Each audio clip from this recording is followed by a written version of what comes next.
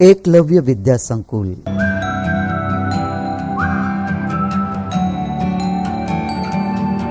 इकाई 8 राजा का हिस्सा।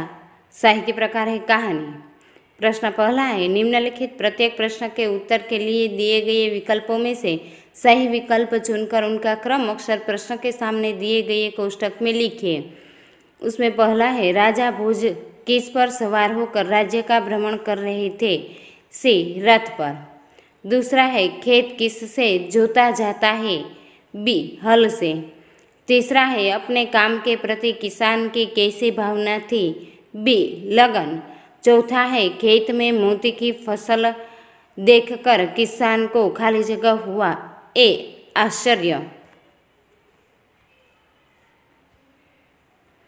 प्रश्न दूसरा है, कोष्टक में से उचित शब्द चुनकर रिक्त स्थानों की पूर्ति कीजिए। उसमें पहली है, एक दिन राजा भोज राज्य का भ्रमण करने के लिए निकले थे। दूसरा, मगर इतनी देर मुझे अपना काम रोकना पड़ेगा। खाली जगह। तीसरी है, अगर कभी कोई दिक्कत हो तो मेरे पास आना। चौथी है, बाकी के हिस्से में उम्दा किस्म के गेहूं उगे थे। पांचवी है, किसान ने सारे मोती राजा के चरणों में रख दिए। प्रश्न तीसरा है, सही वाक्यांश चुनकर विधानों को पूर्ण कीजिए। उसमें विधान पहला है, स्त्री को हल में जोतना राजा को अत्याचार के समान लगा। विधान दूसरा है, राजा की बात सुनने के लिए किसान अपना काम रोकना नहीं चाहता था। तीसरा है, किसान की पत्नी रानी के पास गई क्योंकि उसे रानी से एक बेल लाना था। प्रश्न चौथा है, निम्नलिखित प्रश्नों के उत्तर एक एक वाक्य में लिखिए। उसमें पहला है प्रश्न, राजा भोज प्रजा की कठिनाइयों का पता कैसे लगाते थे? उसका उत्तर है, राजा भोज स्वयं राज्य में घूम घूम कर प्रजा को कठिनाइयों का पता लगाते थे। प्रश्न दूसरा है, किसान ने हल में पत्नी को क्यों जोता था? उसका उत्तर है, क्योंकि उसका एक बैल मर गया था और दूसरा बैल खरीदने के लिए उसके पास धन नहीं था।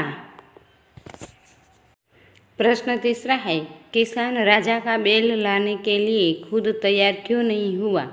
उसका उत्तर है, क्योंकि राजा का बैल आने तक अपना काम रोकना उसे मंजूर नहीं था। प्रश्न चौथा है, रानी ने किसान की पत्नी को राजा के दोनों बैल क्यों दे दिए? उसका उत्तर है, रानी ने किसान की पत्नी को राजा के दोनों बैल दे दिए क्योंकि किसान का बैल कमजोर था और राजा के बैल का साथ नहीं दे सकता था। प्रश्न पांचवा है, राजा भोज किसान से मोती क्यों स्वीकार नहीं कर रहे थे? उसका उत्तर है, क्योंकि उसके अनुसार वे मोती किसान के खेत में उगे थे इसलिए। प्रश्न छठा है, किसान खेती के लिए किन किन साधनों का उपयोग करता है? उसका उत्तर है, किसान खेती के लिए हल, बैल, ट्रैक्टर, कुदाल, फावड़ा आदि का उपयोग करता है। प्रश्न सातवां है, किसान खेती करके कौन कौन से फसलें पैदा करते हैं? उसका उत्तर है, किसान खेती करके गेहूँ, चना, सरसों, ज्वार, बाजरा, चावल, गन्ना आदि फसलें पैदा करते हैं। प्रश्न पांचवा है, निम्नलिखित प्रश्नों के उत्तर लिखिए। उसमें प्रश्न पहला है, राजा भोज ने भ्रमण करते हुए क्या देखा? उसका उत्तर है, राजा भोज ने भ्रमण करते हुए गांव के निकट पहुँचे। वहां उन्होंने देखा कि एक खेत में किसान हल चला रहा है, मगर उसके हल में एक ही बैल है। दूसरी बैल के स्थान पर किसान की स्त्री हल खींच रही है। प्रश्न दूसरा है, किसान की पत्नी खेती के काम में क्यों मदद कर रही थी? उसका उत्तर है, किसान ने दो बैलों में से एक बैल मर गया था। दूसरा बैल खरीदने के लिए पैसे किसान के पास धन नहीं था। खेत की जुताई करना जरूरी था, क्योंकि जुताई न होती तो बोवाई कैसे होती? बोवाई नहीं होती तो किसान को अन्न न मिलता। किसान इसी मजबूरी के कारण उसकी पत्नी ने काम में मदद की।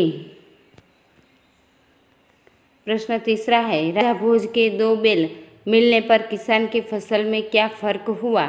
उसका उत्तर है, किसान को राजा भोज के 2 बैल मिलने पर खेत में हल चलाना आसान हो गया।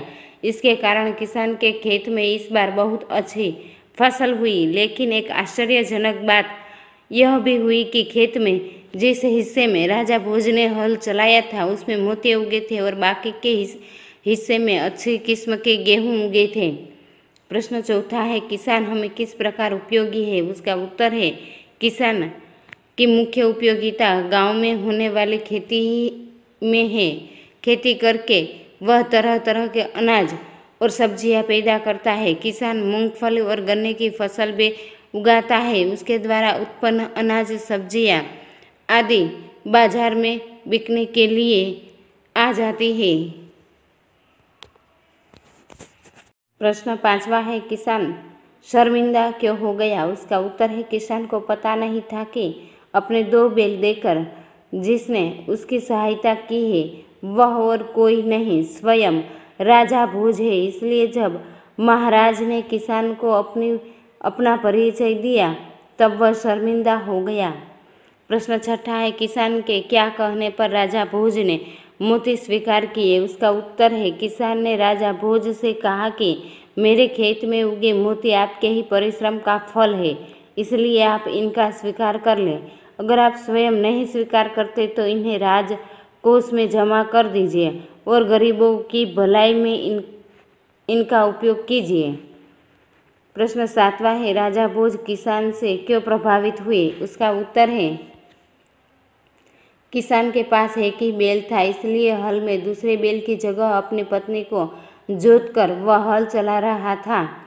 राजा भोज कहते थे कि किसान थोड़ी देर के लिए हल चलाना बंद कर उसकी बात सुनने के लिए वह अपना काम नहीं रोक सकता।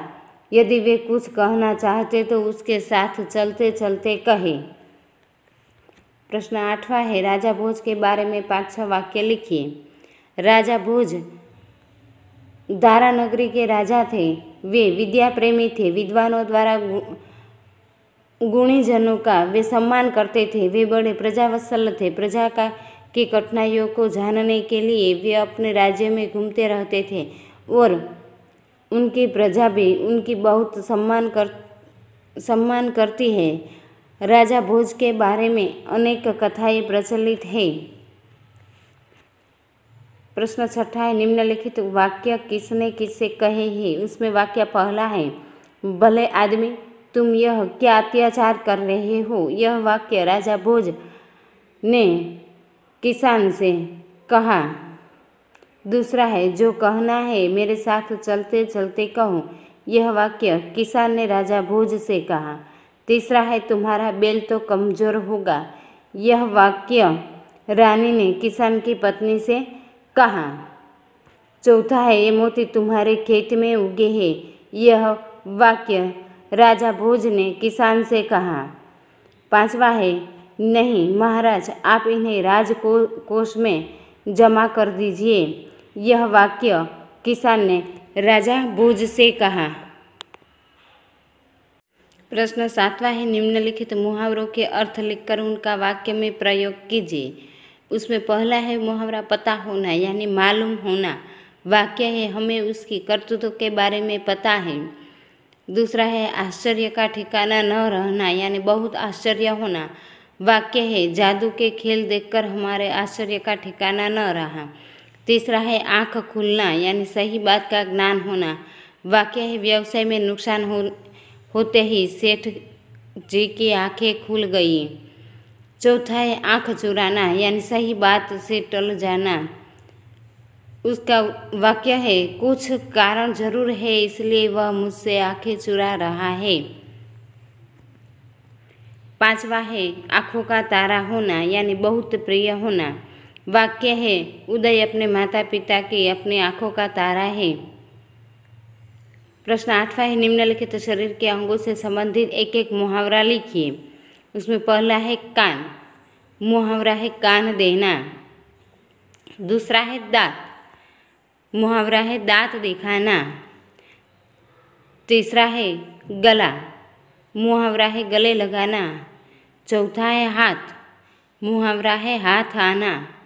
5वां है घुटना। मुहावरा है घुटने टेकना।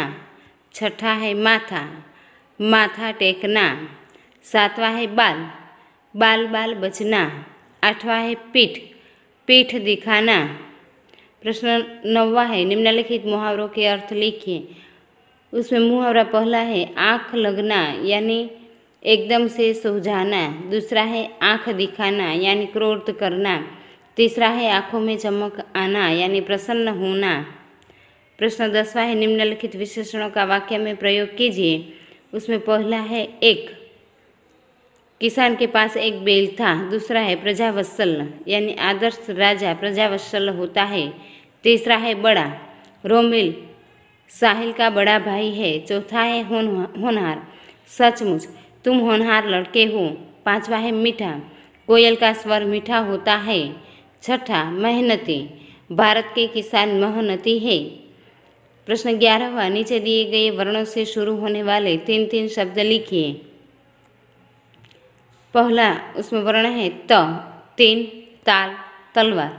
दूसरा वर्ण है न, नगर, नयन, नौकर। तीसरा वर्ण है भ, भगवान, भजन, बाई। चौथा वर्ण है श, षट, षटकोण, षड्यंत्र। पांचवा वर्ण है प्र, प्रतिमा, प्रजा, प्रयोग। छठा वर्ण है त्र, त्रिमूर्ति, त्राजवु, त्रास। सातवां वर्ण है ज्ञ, ज्ञानी, ज्ञान, ज्ञाति। आठवां वर्ण है क्ष, क्षत्रिय, क्षमता, क्षासन। 12वां प्रश्न है निम्नलिखित शब्दों में संयुक्ताक्षर को रेखांकित कीजिए। उसमें पहला शब्द है विद्यालय, उसमें द्या है वह संयुक्त अक्षर है। दूसरा है चक्र, उसमें क्र है वह संयुक्त अक्षर है। तीसरा है राष्ट्रीय, उसमें ट्री है वह संयुक्त अक्षर है। चौथा है ब्राह्मण। पांचवा है द्वार, उसमें द्वा है वह संयुक्त अक्षर है। छठा है शुद्ध, उसमें ध है वह संयुक्त अक्षर है। सातवां है उद्देश्य। आठवां है अच्छा, उसमें छ है वह संयुक्त अक्षर है। Thank you.